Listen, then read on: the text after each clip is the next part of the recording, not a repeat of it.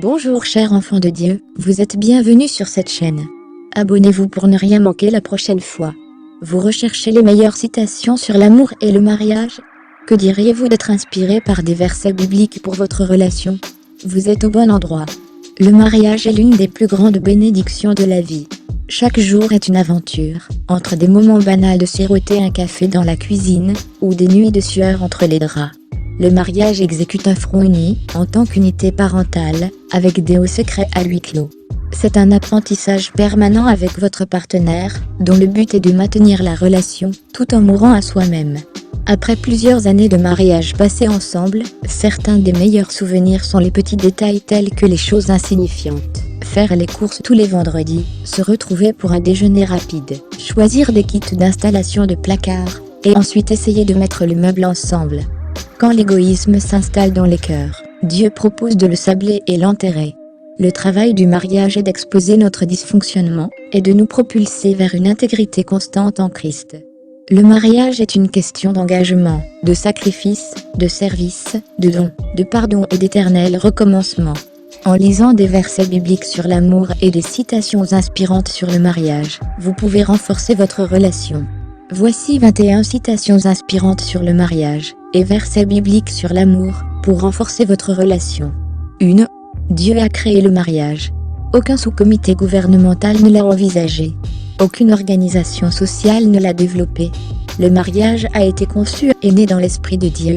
Auteur, Max Lucado. 2. L'enseignement de Jésus en général implique que des relations sexuelles heureuses et épanouissantes dans le mariage dépendent de la volonté de chaque partenaire de donner satisfaction à l'autre. Si c'est la joie de chacun de rendre l'autre heureux, sans problème seront résolus avant qu'il ne survienne. Auteur, John Piper. 3. Car comme un jeune homme épouse une jeune femme, ainsi vos fils vous épouseront, et comme l'époux se réjouit de l'épouse, ainsi votre Dieu se réjouira de vous. Ésaïe 62, 5. 4. Trouvez quelqu'un qui vous aimera sans raison, et lui donner des raisons, c'est le bonheur ultime. Auteur, Robert Brault. 5. Pour résoudre un problème de mariage, il faut en parler, en choisissant judicieusement le moment et le lieu. Mais lorsque des accusations et de longs discours de défense remplissent le dialogue, les partenaires ne se parlent pas mais se croisent. Veillez à écouter plus que vous ne parlez. Si vous ne parvenez toujours pas à vous entendre sur une solution, envisagez de demander à un tiers, sans intérêt direct, de faire la médiation. Auteur, Robert Charles Sproul. 6. L'amour n'est pas quelque chose que vous ressentez. C'est quelque chose que vous faites. Auteur, David Wilkerson. 7. Vous ne vous êtes pas choisi l'un pour l'autre, mais je vous ai choisi l'un pour l'autre. Auteur Clive Staple Lewis. 8. Le cœur d'une femme doit être tellement caché en Dieu, qu'un homme doit le chercher juste pour la trouver. Auteur, Max Lucado. 9. Rester marié, ce n'est donc pas principalement rester amoureux. Il s'agit de respecter l'alliance. Jusqu'à ce que la mort nous sépare, ou tant que nous vivrons tous les deux, est une promesse de l'alliance sacrée, le même genre que Jésus a fait avec son épouse quand il est mort pour elle. Auteur, John Piper. 10. Il n'y a pas de plus grand bonheur pour un homme que de s'approcher d'une porte à la fin d'une journée, en sachant que quelqu'un de l'autre côté de cette porte attend le bruit de ses pas. Auteur, Ronald Reagan. 11. Bien que l'un puisse être maîtrisé, deux peuvent se défendre. Un cordon à 3 brins ne seront pas rapidement. Fermez les guillemets. Ecclésiaste 4h12. 12. Ruth et moi n'avons pas un mariage parfait, mais nous en avons un grand. Billy Graham. 13. L'amour appréciateur regarde et retient son souffle et se tait, se réjouit qu'une telle merveille existe même, si ce n'est pas pour lui, ne sera pas complètement abattu en la perdant, préférerait la voir, ainsi que de ne jamais l'avoir vue du tout. Auteur, Clive Staple Lewis. 14. Dans un mariage parfait, tout est toujours le plus beau et le meilleur imaginable.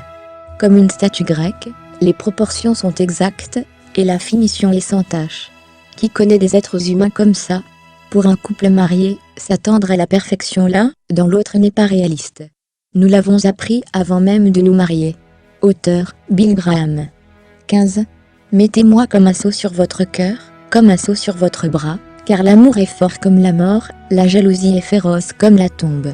Ces éclairs sont des éclairs de feu, la flamme même de l'Éternel. Éteindre l'amour, les inondations ne peuvent pas non plus le noyer. Si un homme offrait par amour toutes les richesses de sa maison, il serait totalement méprisé. Cantique de Salomon 8, 6-7. 16. N'arrêtez pas, et n'abandonnez pas. La récompense approche à grands pas. Et dans les moments de doute ou de joie, écoutez cette petite voix douce. Sachez que Dieu est là depuis le début, et il sera là, jusqu'à la fin. Auteur, Joan Hagen. 17. Connaître pleinement et toujours aimer pleinement, est le but premier du mariage. Mariage féroce de Ryan et Selna Frédéric. 18. Voulez-vous embrasser ce diplôme universitaire? Allez-vous demander à être transporté au garage, pour pouvoir vous asseoir dans votre voiture? Trouverez-vous du réconfort en réalisant votre état financier? Bien sûr que non. Ce qui importera alors, ce seront les gens. Si les relations importent le plus alors, ne devraient-elles pas avoir le plus d'importance maintenant? Max Lucado. 19. Pour les maris, cela signifie aimer vos femmes, tout comme le Christ a aimé l'Église. Il a abandonné sa vie pour elle. Éphésiens 5h25. 20. Combien d'entre nous prenons le temps de revivre la moitié d'une vie de souvenirs heureux, d'échecs loufoques et d'aventures inoubliables ensemble?